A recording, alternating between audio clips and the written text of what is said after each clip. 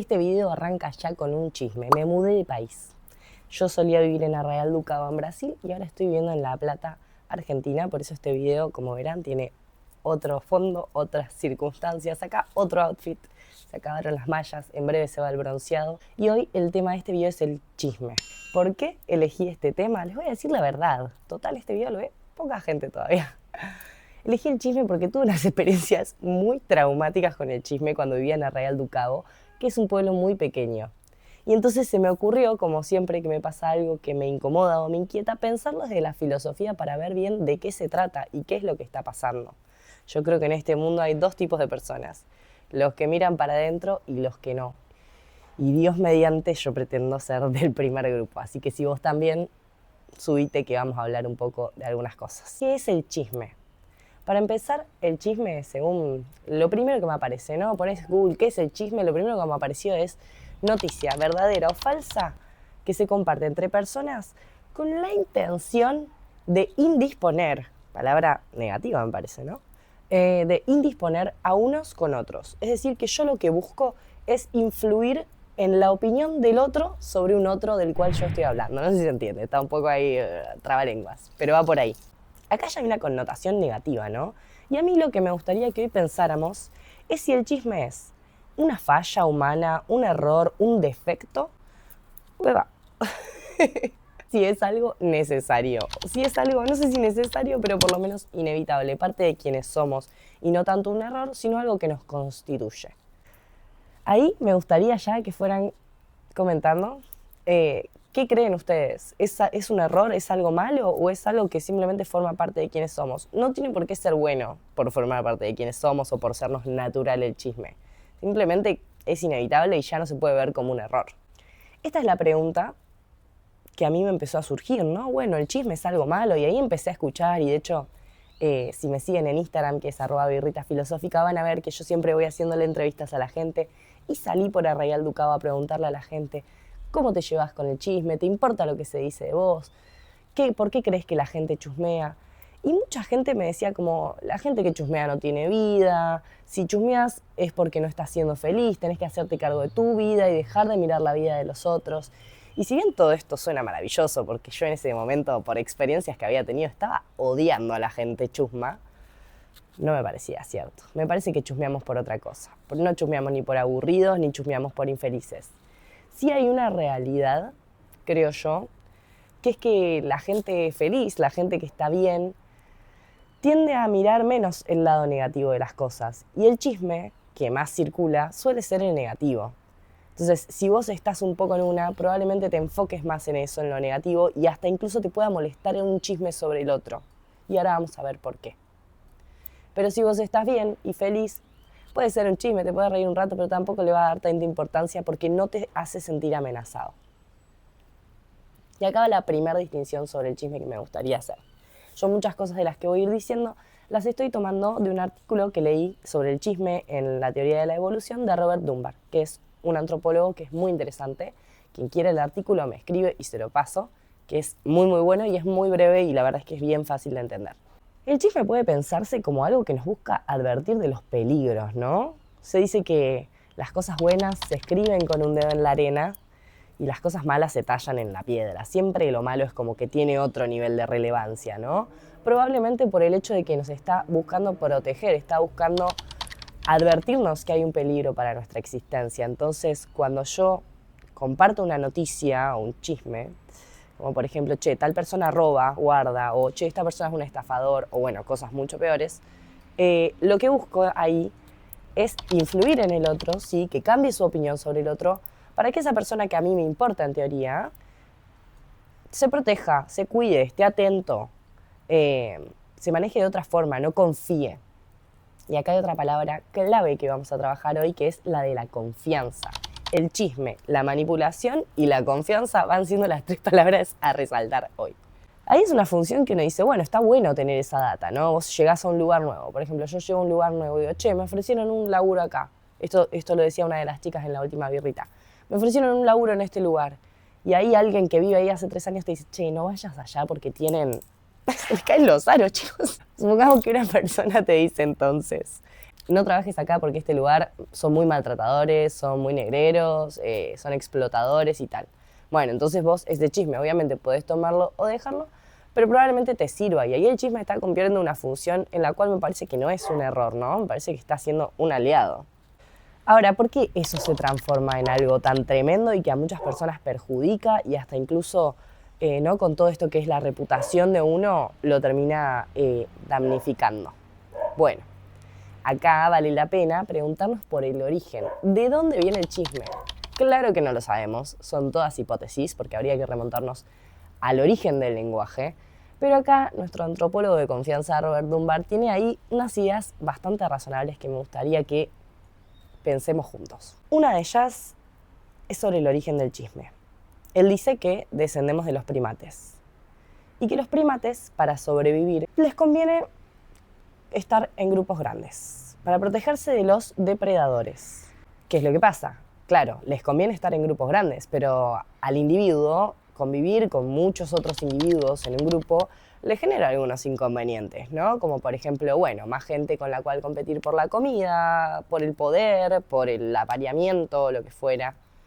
Entonces ahí hay que hacer un balance, ¿no? Hay que hacer que valga la pena para el individuo. Intentar cooperar con un grupo más grande para que la convivencia sea posible.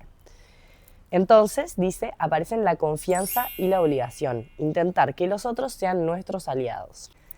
¿Y cómo podemos generar esta alianza con los otros?, se pregunta Dunbar. Bueno, él cree que los primates lo que hacen es acicalarse cuando se sacan los piojitos.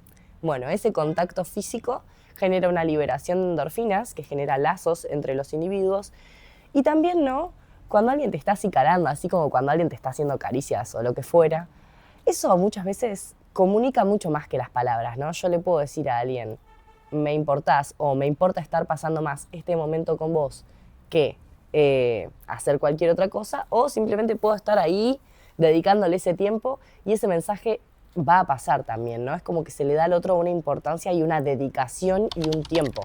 De hecho, los primates, según estudios ahí en un promedio, pasan un 20% de su día despiertos acicalándose los unos a otros. Es más de un quinto de su día, lo cual es un montón porque pensemos que esta gente también tiene que procurar su comida, bueno, hacer actividades que aseguran su supervivencia también, ¿no? Porque esta actividad indirectamente, al permitir la convivencia en grupos más grandes, también asegura su supervivencia. Los primates, lo máximo, obviamente que hay grupos que han sido más grandes, pero en un promedio también, tienen grupos de hasta 80 individuos.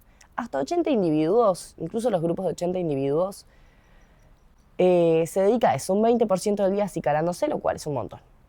Más de eso ya empieza a dificultar la supervivencia, ¿no? Porque, como les decía, hay otras tareas que hay que hacer también para sobrevivir. Entonces, cuando los grupos empiezan a crecer, según Dunbar, y acá polémico, porque hay muchos factores que se puede pensar que influyen en el desarrollo cerebral necesario para que surja un lenguaje, como por ejemplo la aparición del fuego, que permite la cocción de los alimentos, de la carne, en fin. Pero bueno, según Dunbar elige tomar esta problemática que tienen de que los grupos se van haciendo cada vez más grandes y que cuando se va evolucionando en el desarrollo hacia un ser humano, lo que se inventa es el lenguaje. Pero no se inventa el chisme no surge porque se inventó el lenguaje. El lenguaje surge ante la necesidad del chisme. ¿Y por qué el chisme es necesario? Porque en grupos de más de 80 individuos o personas, ya estarnos acicalando es muchísimo el tiempo que hay que pasar. Y el lenguaje lo que nos permite, además de intercambiar información, es, por ejemplo, el acicalamiento es 1 a 1, ¿no? Yo le saco los piojitos a una persona o esa persona me saca los piojitos a mí. Como mucho nos ponemos en una fila. El lenguaje, en cambio, lo que permite son conversaciones de a muchas personas. Y esto entonces ya estamos una practicidad, una eficiencia increíble, porque de pronto lo que hacíamos 3 minutos con este y 3 minutos con este acicalándonos, ahora hacemos 3 minutos en total hablando con los dos, somos los 3 y ahí reforzamos vínculos. Y además nos pasamos información que también demuestra la importancia hacia el otro, ¿no? Porque si yo te estoy advirtiendo sobre un peligro, contando un chisme, información que a vos te puede ser útil sobre tu trabajo, sobre tu vida, sobre el Estado, sobre lo que sea, entonces de alguna manera te estoy también comunicando que me importas y que quiero tu bienestar. Y ahí se genera confianza. Y esa confianza, parece mentira, pero esa confianza es la que hace que esa persona el día de mañana, no sé, te defienda si te tiene que defender ante algo, idealmente, ¿no?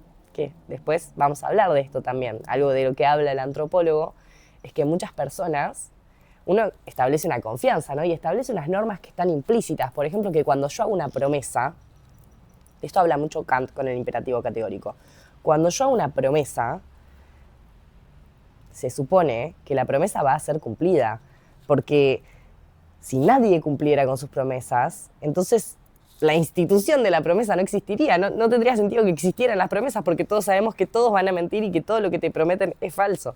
Entonces, si bien obviamente hay individuos que se aprovechan, que el autor llama free riders, que se aprovechan de que hay una institución de la promesa para, por ejemplo, hacerte una estafa,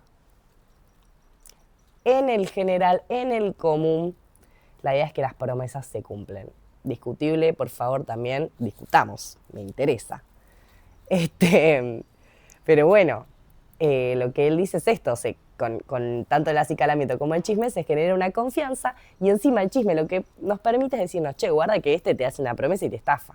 Entonces hay ahí también una vigilancia muy interesante que se da a partir del lenguaje. Y por supuesto, dice Dumarcy, el lenguaje nos ayuda a conocer los hechos del mundo y cosas naturales y como la ley de la gravedad y todo eso, pero también lo que nos permite en realidad principalmente es para sobrevivir. Entonces, si el chisme es tan espectacular y tan necesario y nos ayuda a sobrevivir, ¿en qué momento toma una connotación tan negativa? Y bueno, si vamos a hablar de peligro, peligro es una palabra muy abstracta. Peligro puede ser, sí, claro, peligro de muerte.